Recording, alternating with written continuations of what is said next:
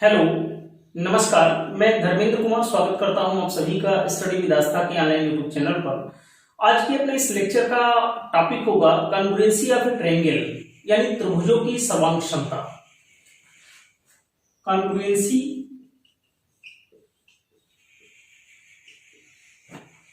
Of A triangle, यानी त्रिभुजों की सर्वांग क्षमता। त्रिभुजों की सर्वांग क्षमता। तो सर्वांग क्षमता क्या होती है और किन किन पॉइंट को लेकर के त्रिभुजों की सर्वांग क्षमता को बताया जाता है, इन सभी पर हम लोग आज डिटेल में चर्चा करेंगे। तो चलिए स्टार्ट करते हैं। Congruency of triangle. देखिए, कॉन्ग्रुएंसी या सर्वांग क्षमता का मतलब होता है कि किसी एक त्रिभुज को उठा करके दूसरे त्रिभुज के ऊपर रख दिया जाए तो दूसरा त्रिभुज जिस पर पहला त्रिभुज रखा गया है उसकी कोई भी डायमेंशन नहीं दिखनी चाहिए। मतलब पहला त्रिभुज दूसरे त्रिभुज को पूरी तरीके से ढक ले, यानी पहले त्रिभुज की सभी विमाएं, चाहे वो एंगल हो चाहे वो करस्पॉन्डिंग साइड हो, वो आपस में बराबर होती हैं। तो उसे हम उन दोनों त्रिभुजों को हम सर्वांगसम त्रिभुज के नाम से जानते हैं। तो किसी भी त्रिभुज की सर्वांग क्षमता के लिए मिनिमम 2 ट्रायंगल्स की रिक्वायरमेंट होती है। सर्वांगसम का अर्थ ही होता है सभी अंग समान हों। सभी अंग समान हों तो उसे ही हम सर्वांगसम त्रिभुज कहते हैं। तो पहले तो हम एक पिक्चर क्लियर करेंगे कि सर्वांग क्षमता होती क्या है। उसके बाद मुख्यतः 4 बिंदुओं की चर्चा करेंगे कि 4 पॉइंट के अंतर्गत हम त्रिभुजों की सर्वांग क्षमता को बता सकते हैं। तो चलिए देखते हैं। अपने पास एक त्रिभुज है ए, बी और सी। एक दूसरा त्रिभुज है अपने पास डी, ई, डी, ई और एफ। मैं कहता हूं कि कोण ए जो है वो कोण डी के बराबर है, यानी angle A is equal to angle D, angle B is equal to angle E, angle B is equal to angle E and angle C is equal to angle F. Angle C is equal to angle F। और साथ ही साथ अपने पास ये भी है कि यहां पर जो करस्पॉन्डिंग साइड है मींस AB वो DE के बराबर है। तो AB is equal to DE and BC is equal to EF, BC is equal to EF। और साथ ही साथ यहां पर करस्पॉन्डिंग साइड AC DF के बराबर है। ध्यान दीजिएगा, AC जो है वो DF के बराबर है। ठीक है, तो क्या ये अगर कंडीशन फॉलो होगी तो ये त्रिभुज सर्वांगसम कहलाएगा। आप बोलोगे यस, ये त्रिभुज ABC ये सर्वांगसम का साइन है। ठीक है, एग्जाम में कहीं भी मिले तो ये सर्वांगसम का साइन होता है। तो ट्रायंगल ABC इज सर्वांगसम टू ट्रायंगल DEF। देखिए, किसी भी त्रिभुज में 6 पॉइंट होते हैं, 6 विमाएं होती हैं। 3 तो इसके एंगल हो गए और 3 इसकी साइड होती हैं। ठीक है, तो पहले त्रिभुज की 6 विमाएं दूसरे त्रिभुज की 6 विमाओं के साथ बराबर हो जाए तो वो त्रिभुज सर्वांगसम त्रिभुज कहलाएंगे। और क्या 6 से कंडीशन कम हो तब हम त्रिभुज को सर्वांगसम कह सकते हैं? यस, कह सकते हैं।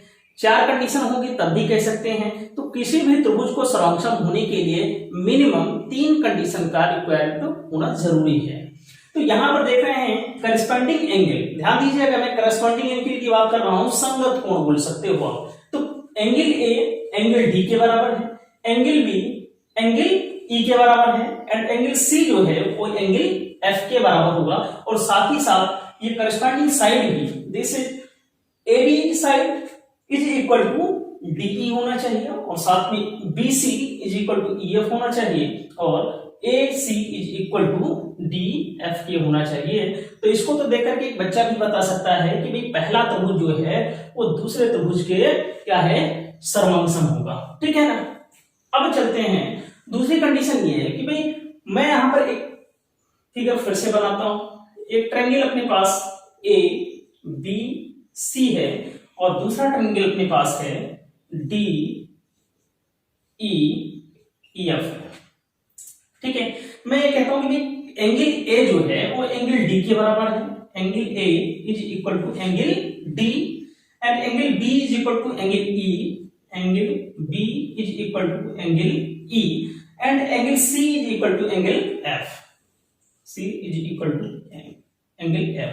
तो अब देखो पढ़ाते समय जब स्टूडेंट से पूछा जाता है कि भाई पहले त्रिभुज के तीनों करस्पॉन्डिंग एंगल दूसरे त्रिभुज के तीनों करस्पॉन्डिंग एंगल के बराबर हो जाए तो क्या यह त्रिभुज समोच्चम होगा?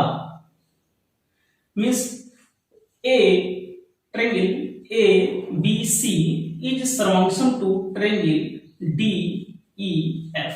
तो बहुत से स्टूडेंट का यहां पर आंसर आएगा हाँ कि ट्रायंगल ए बी सी जो है वो ट्रायंगल डी ई एफ के बराबर है, लेकिन ऐसा नहीं होता है, इस बात को आप लोग याद रखिएगा। कहने का मतलब ये है कि पहले ट्रायंगल के तीनों एंगल दूसरे ट्रायंगल के तीनों करस्पॉन्डिंग एंगल के बराबर हों तो जरूरी नहीं है कि दोनों त्रिभुज एक दूसरे के समोच्चम हो। अब देखो इस बात को मैं स्पष्ट करना चाहूंगा इन बातों से, थोड़ा सा देखो।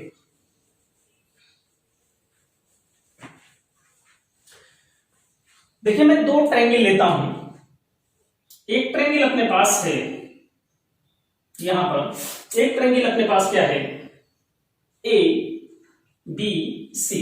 अब यहां पर ट्रायंगल का ये एंगल जो है वो 50 डिग्री में मान लेता हूं, ये ट्रायंगल एंगल है 60 डिग्री, तो ये कितना हुआ बचा डिग्री भाई 6 5 11 और 7 कितना हो जाएगा 180 डिग्री, क्योंकि त्रिभुज के तीनों कोणों का योगफल जो है वो 180 डिग्री के बराबर होता है।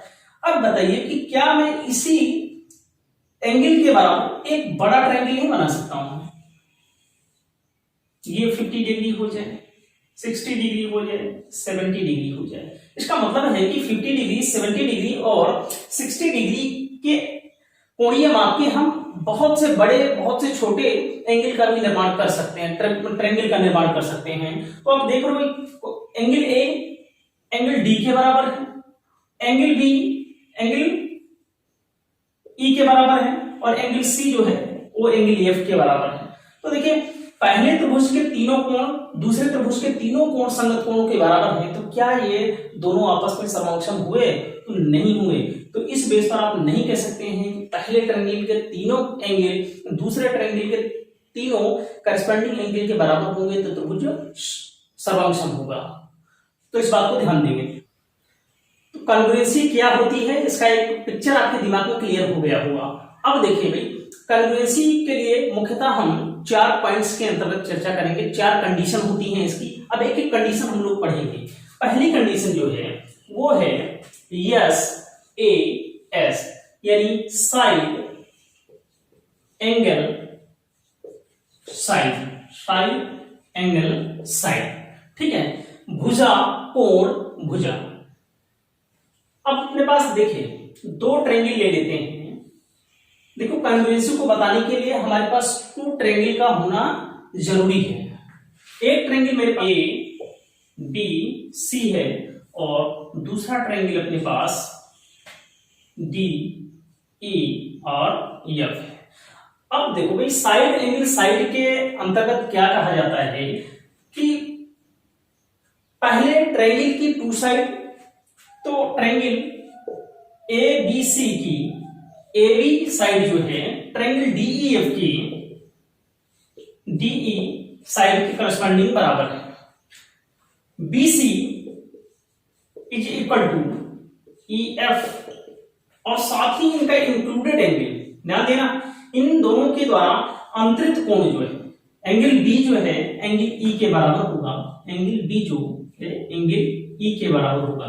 तो क्या त्रिभुज ए बी सी और triangle D E F congruent होंगे? यस। पहले रूल के अनुसार यदि किसी भी त्रिभुज की 2 भुजाएं दूसरे त्रिभुज की 2 संगत भुजाओं के बराबर और साथ में उनके बीच में अंतरित कोण, याद रखना मैं बच्चे इंक्लूडेड एंगल की बात कर रहा हूं, इंक्लूडेड एंगल की मैं बात कर रहा हूं, मैं दूसरे एंगल की बात नहीं कर रहा हूं। तो ठीक है, तो ये ट्रायंगल जो है एबीसी ट्रायंगल डीईएफ के बराबर होगा। तो एबी करस्पॉन्डिंग, तो एबी की करस्पॉन्डिंग साइड कौन सी है? ये साइड है। और BC की करस्पॉन्डिंग साइड ये है, ये दोनों आपस में बराबर हों और साथ में इनके बीच में ये वाला बीच वाला जो एंगल है इंक्लूडेड एंगल दोनों आपस में बराबर होंगे तो दोनों त्रिभुज एक दूसरे की समक्षम होंगे। अब देखिए मैं आपसे कहता हूं कि भाई अगर मैं यहां पर कर दूं कि AB is equal to DE हो जाए और BC is equal to EF हो और साथ में angle A is equal to angle D हो, तो क्या ये दोनों ट्रायंगल समक्षम होंगे? नहीं होंगे। तो triangle ABC is not congruent to triangle DEF की। तो इस रूल के अनुसार, पहले रूल के अनुसार दोनों संगत भुजाएं बराबर होनी चाहिए, करस्पॉन्डिंग साइड बराबर होनी चाहिए और उनके बीच का इंक्लूडेड एंगल अगर समान होगा तभी ये त्रिभुज दोनों समक्षम होंगे। अब देखिए इस पर बेस जो है सीडीएस एग्जाम में क्वेश्चन पूछे गए हैं, एसएससी सीजीएल 2017 में भी कुछ क्वेश्चन इस पर आधारित पूछे गए हैं। तो चलिए देखते हैं। तो इन बातों को आप याद रखेंगे कि दोनों संगत भुजाओं के बीच में जो इंक्लूडेड एंगल है, अंतरित कोण है, वो बराबर होना चाहिए। ठीक है। क्वेश्चन कुछ इस प्रकार से पूछे जाते हैं कि अपने पास दो ट्रायंगल ए बी सी है और दूसरा ट्रायंगल अपने पास डी ई एफ है और कंडीशन दे दिया जाता है कि यदि ए बी सी ट्रायंगल जो है वो ट्रायंगल डी ई एफ के कॉन्ग्रुएंट है तो पहली कंडीशन दी जाती है कि A B is equal to D E, B C is equal to E F and angle A is equal to angle D. ठीक है। दूसरी कंडीशन दे दी जाती है कि भाई A B is equal to D E, B C is equal to E F और साथ में angle B is equal to angle E हो। और तीसरी कंडीशन यहां पर मैं दे रहा हूं कि A B is equal to DE और B C is equal to E F और साथ ही साथ यहां पर एंगल सी जो है वो एंगल एफ के बराबर हो। ठीक है। अब ऑप्शन आपसे पूछ लिया जाएगा कि केवल एक सही है, केवल दो सही है, केवल तीन सही है, एक और दो दोनों सही हैं, एक दो और तीन सही हैं। तो अब बताना भी कि पहले कंडीशन के अनुसार साइड एंगल साइड के अनुसार कौन सा ऐसी कंडीशन है जो ए बी सी और डी ई एफ की कॉन्ग्रुएंसी को दिखाएगा यहाँ। ठीक।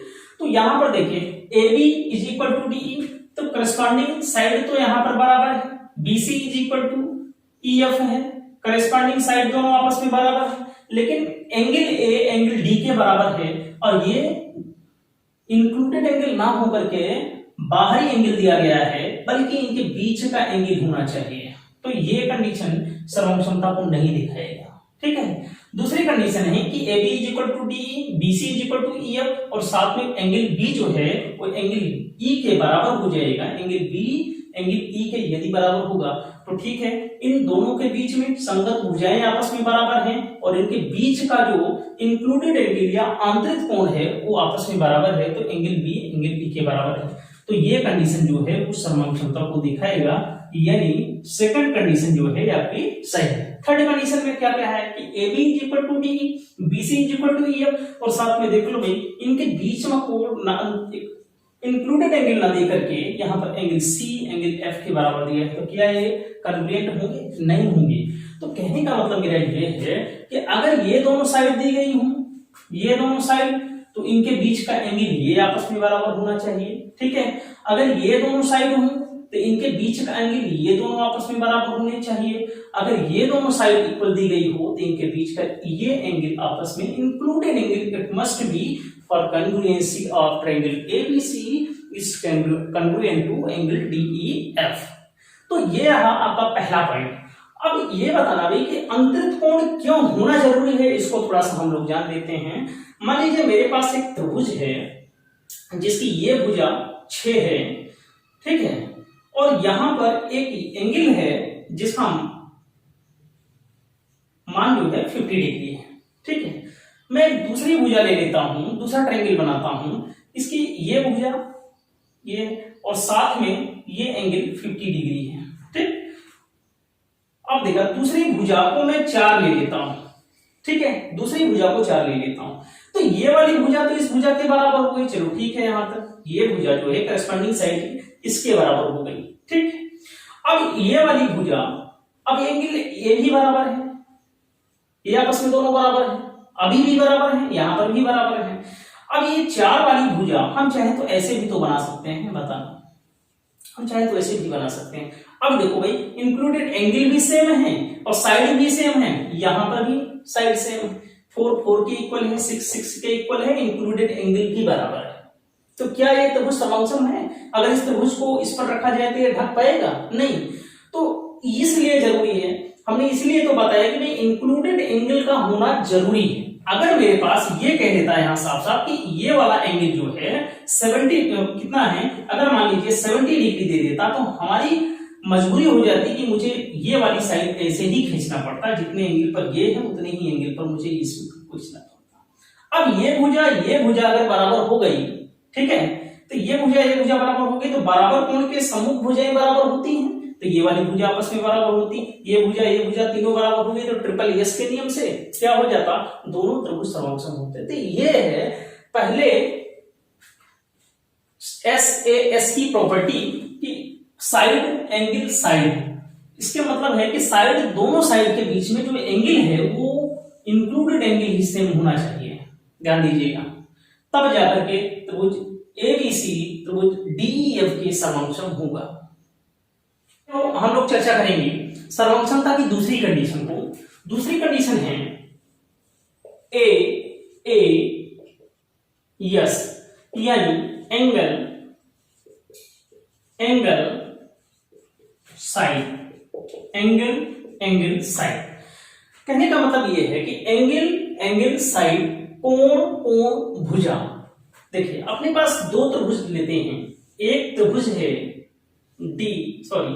ABC और दूसरा ट्रायंगल अपने पास है DE और FK। अब बात क्या है कि यहां पर AS की कंडीशन, एंगल A जो है एंगल D के इक्वल है, angle B is equal to angle E और साथ में AB corresponding angle side DE के बराबर है। तो यहां पर इस कंडीशन के अनुसार triangle ABC is congruent to triangle DEF होगा, ठीक है। कहने का मतलब यहां पर यह हुआ कि पहले त्रिभुज के दोनों संगत कोण corresponding angle A angle D बराबर हो और एंगल B के करस्पॉन्डिंग एंगल E बराबर हो, और साथ में AB साइड जो है करस्पॉन्डिंग साइड DE के बराबर हो, तो ट्रायंगल ABC ट्रायंगल DEF के बराबर होगा, ठीक है। देखिए मैं एक ट्रायंगल और बनाता हूं यहां पर, ट्रायंगल ABC, एक दूसरा अपने पास ट्रायंगल है DE और EF की। यहां पर एंगल A एंगल B के बराबर, सॉरी D के बराबर है, एंगल D है, angle B is equal to angle E के, और BC करस्पॉन्डिंग साइड EF के बराबर है। तो बताना आप क्या ट्रायंगल ABC कॉन्ग्रुएंट होगा ट्रायंगल DEF के? हाँ, यहां पर ABC ट्रायंगल DEF के कॉन्ग्रुएंट होगा। बहुत से बच्चों का यह प्रश्न होता है कि नहीं होता है, ऐसा नहीं है। पहले वाले कंडीशन में मैंने आपको बताया कि वहां पर इंक्लूडेड एंगल का होना जरूरी है, इसीलिए एंगल को मैंने यहां पर बीच में लिखा है, और यहां पर साइड का बीच में होना जरूरी नहीं है, इसलिए एंगल साइड लिखा है। कहने का मतलब ये हुआ कि एंगल A एंगल D के बराबर हो, एंगल B एंगल E के बराबर हो, और ये वाली भुजा कोई एक भुजा उतने ही करस्पॉन्डिंग साइड के बराबर होगी, तो ये दोनों त्रिभुज आपस में सर्वांगसम होंगे। ठीक है, तो यहां पर देख रहे हैं एंगल ए एंगल डी के बराबर, एंगल बी एंगल ई के बराबर और बीसी भुजा ईएफ के बराबर है, तो ये त्रिभुज एबीसी डीईएफ के सर्वांगसम होगा। अगर मैं यहां पर कह दूं कि भाई एंगल ए जो है वो एंगल डी के बराबर है, एंगल बी एंगल ई के बराबर है, और मैं दे दूं कि भाई ए बी साइड जो है वो ई एफ के बराबर है, तो अब बताना क्या एबीसी ट्रायंगल डीईएफ के कॉन्ग्रुएंट होगा? नहीं होगा। तो triangle A B C is not congruent to triangle D E F. तो यहां पर ये तो जरूरी है, बीच वाली भुजा जरूरी नहीं है, लेकिन करस्पॉन्डिंग साइड, तो एबी की करस्पॉन्डिंग साइड डीई बराबर होनी चाहिए, बीसी की करस्पॉन्डिंग साइड ईएफ बराबर होना चाहिए, और साथ में एसी की करस्पॉन्डिंग साइड डीएफ के बराबर होना चाहिए, और साथ में दो एंगल, कोई दो corresponding angle, angle A angle D के बराबर हो जाए, बी ई के बराबर हो जाए, तो त्रिभुज सर्वांगसम होगा। तो पहली कंडीशन में एंगल का बीच में होना या इंक्लूडेड एंगल का होना जरूरी है, लेकिन दूसरी कंडीशन में किसी भी त्रिभुज के दो संगत कोण आपस में बराबर हो, कोई संगत भुजा आपस में बराबर हो, तो त्रिभुज सर्वांगसम होंगे। अब देखो यहां पर मैं आपको बता भी देता हूं कि यहां पर इंक्लूडेड साइड का होना क्यों जरूरी नहीं है, उसको भी हम लोग थोड़ा सा देख लेते हैं।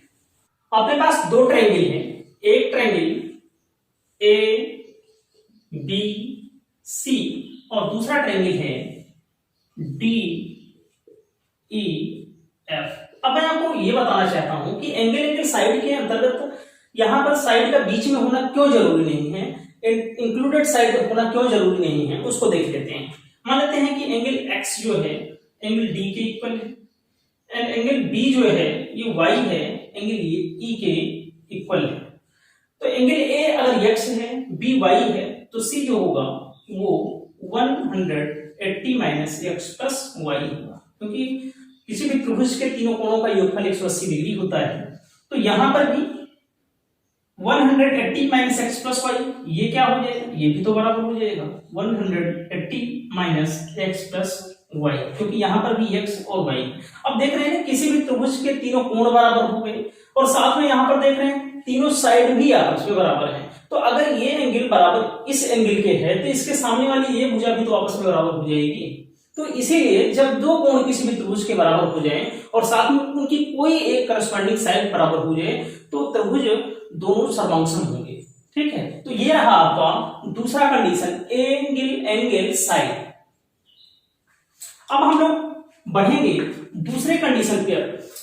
तीसरी कंडीशन, दो कंडीशन तो अब क्या हो गई, तीसरी कंडीशन है side side side, triple S के नियम, side side side.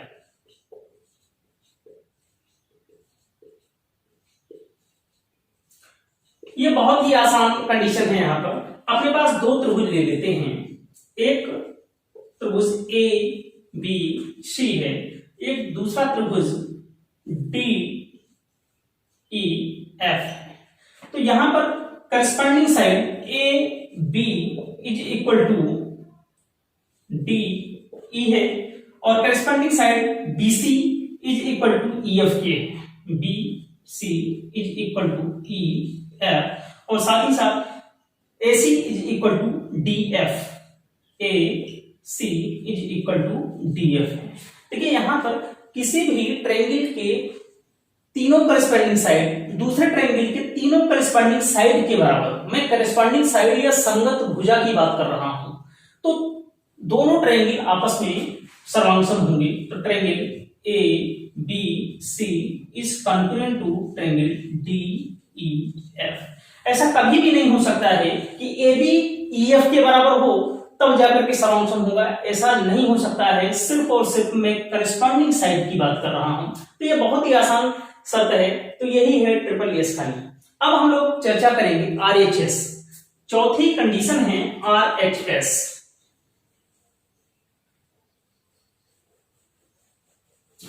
RHS fourth condition and last RHS, यानी राइट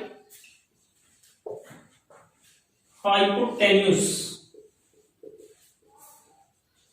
राइट हाइपोटेन्यूस साइड। अब राइट एंगल का मतलब होता है किसी भी त्रिभुज का एक कोण कम से कम 90 डिग्री हो, एटलीस्ट 1 डिग्री जो है, ये 1 एंगल 90 डिग्री हो। तो अपने पास दो ट्रायंगल, एक ट्रायंगल है ए बी सी जो कि बी पर 90 डिग्री है, और एक ट्रायंगल डी ई एफ है, डी ई एफ है। यहां पर angle B is equal to angle A is equal to 90 degree है, तो एंगल ई भी यहां पर 90 डिग्री है। तो देखिए राइट हाइपोटेन्यूस साइड के अनुसार किसी भी दो समकोण त्रिभुजों में एक कोण 90 डिग्री हो और उनके हाइपोटेन्यूस बराबर हो, विकर्ण आपस में बराबर हो, विकर्ण मतलब कर्ण यहां पर बराबर हो, और कोई भी साइड आपस में बराबर हो जाए तो त्रिभुज जो होगा वो आपस में सर्वांक्षम होगा। और यहां पर साथ में A C is equal to D F हो, A C is equal to D F होना चाहिए, और कोई एक भुजा, चाहे वो आधार हो, बेस हो, चाहे वो परपेंडिकुलर हो, दोनों कोई एक आपस में बराबर हो जाए। A B is equal to D E. तो यहां पर triangle A B C is congruent to triangle D E F के बराबर होगा। ठीक है, अब देखिए यहां पर पहले नियम पर मैंने क्या बताया कि दो साइड बराबर होनी चाहिए और एक एंगल बराबर होना चाहिए, तो क्या होना चाहिए, त्रिभुज सर्वांक्षम होगा। अब यहां पर भी देख रहे हो ना, एक एंगल बराबर है और दो साइड, ये साइड इसके बराबर है, ये साइड इसके बराबर है, तो मैंने अपने पहले ही नियम का अपवाद यहां पर बता दिया। लेकिन ये सिर्फ राइट एंगल ट्रायंगल में होगा, क्योंकि यहां पर फिक्स 90 डिग्री बन रहा है। ठीक है, यहां पर आपका फिक्स एंगल जो है वो 90 डिग्री बन रहा है, इसलिए त्रिभुज ए बी सी जो है डी ई एफ के क्या होगा, सर्वांक्षम होगा। ठीक है, अब देखिए बहुत से बच्चों का क्वेश्चन यहां पर ये होता है कि अगर मान लीजिए यहां पर कर्ण को बराबर ना दे करके इस वाली दोनों भुजा को, इस भुजा को और इस भुजा को आपस में बराबर दे दिया जाए, और इस भुजा को इस भुजा के बराबर दे दिया जाए, तो क्या ये त्रिभुज सर्वांक्षम नहीं होगा? अभी भी तो ये सर्वांक्षम होगा। यहाँ पर साइड एंगल साइड है, तो ध्यान दीजिए 90 डिग्री ये है, तो 90 डिग्री के बराबर की भुजा यहाँ पर फिक्स है, क्योंकि राइट एंगल ट्रायंगल है, तो यहाँ पर दोनों आपस में बराबर नहीं होंगे। तो ये अगर ए है, ये बी है, तो पाइथागोरस ट्रिपलेट से क्या हो जाएगा, अंडर रूट ए स्क्वायर प्लस यहाँ पर बी स्क्वायर हो जाएगा, और यहाँ पर अगर ए है, ये बी है, तो यहाँ पर भी अंडर रूट ए स्क्वायर प्लस बी स्क्वायर हो जाएगा। ठीक है, अब देखिए राइट एंगल ट्रायंगल में ऐसा क्यों जरूरी नहीं है कि बीच वाली भुजा ही बराबर हो। ठीक है, इसको भी थोड़ा सा देख लेते हैं। मान लेते हैं अपने पास एक राइट एंगल ट्रायंगल है ए बी सी, और दूसरा राइट एंगल ट्रायंगल अपने पास डी ई एफ है। ठीक है, बच्चों का क्वेश्चन यहाँ पर होता है कि अगर मान लीजिए यहाँ पर 5 रख दिया जाए और ये दोनों भुजा ना दिया जाए, बहुत से लोगों को दिमाग में उठता है अगर 5 यहाँ पर दे दिया जाए, यहाँ पर कोई भी चीज ना दिया जाए, तो क्या ये दोनों सर्वांक्षम नहीं है? तो बहुत से लोग ट्रिपलेट बना लेते हैं, जैसे 5 अगर ये है तो 5 यहाँ पर है, तो यहाँ पर हम 3 लिख सकते हैं, यहाँ पर 4 लिख सकते हैं, लेकिन क्या हम इसे 1 और अंडर रूट 24 भी तो लिख सकते हैं? अब बताइए क्या ये ट्रायंगल इस ट्रायंगल के कॉन्ग्रुएंट हुआ? नहीं हुआ। तो इसलिए केवल कर्ण बता देने से किसी भी त्रिभुज के कर्ण बराबर, समकोण त्रिभुज का कर्ण अगर बराबर हो, तो हम नहीं कह सकते हैं कि त्रिभुज ए बी सी त्रिभुज डी ई एफ के कॉन्ग्रुएंट है, नहीं बता सकते। इसलिए याद रखना राइट एंगल ट्रायंगल में सिर्फ इतना याद रखना कि दोनों राइट एंगल तो बराबर ही होंगे, साथ में हाइपोटेन्यूस बराबर होना चाहिए दोनों समकोण त्रिभुज के कर्ण, और कोई एक भुजा, चाहे वो भुजा यहां पर ए बी इक्वल डी हो जाए और चाहे B C equal E F हो जाए, ये दोनों आपस में बराबर होनी चाहिए। कोई एक साइड आपस में बराबर होगी तो ट्रायंगल क्या होगा, आपस में सर्वांक्षम होगा। तो ये रहा सर्वसमता की 4 शर्तें। उम्मीद है कि आपको समझ में भी आया होगा। नेक्स्ट वीडियो में हम फिर से मिलेंगे सिमिलरिटी के कॉन्सेप्ट को लेकर के। देखिए, सर्वसमता पर आधारित एग्जाम में क्वेश्चन बहुत ही कम पूछे जाते हैं, लेकिन ये काफी थिंकिंग बेस्ड क्वेश्चन होते हैं और इन 4 कंडीशन को आप वीडियो को बार बार पॉज करके देखिएगा और समझ में आएगा। और नेक्स्ट वीडियो जो सिमिलरिटी की वो काफी इंपॉर्टेंट है और आगे हम नेक्स्ट वीडियो में चर्चा करेंगे। तब तक के लिए नमस्कार।